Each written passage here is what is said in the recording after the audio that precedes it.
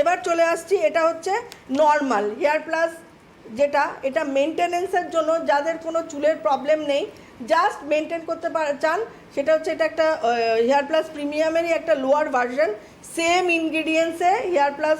normal, দেখুন লেখাই আছে হেয়ার প্লাস নর্মাল, সপ্তাহে 3 দিন অয়েলিং করা, যেটা আমাদের খুব প্রয়োজন,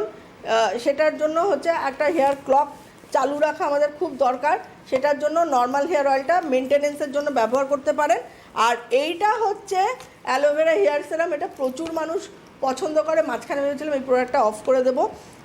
এটা বানানো খুবই ক্রিটিক্যাল,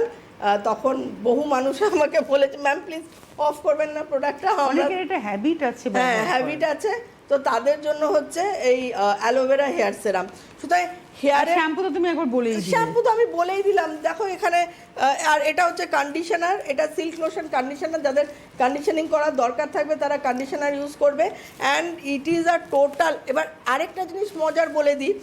এই গ্রিন অ্যাপেল শ্যাম্পু, এটা সত্যি বলছি, যাদের অয়েলি হেয়ার,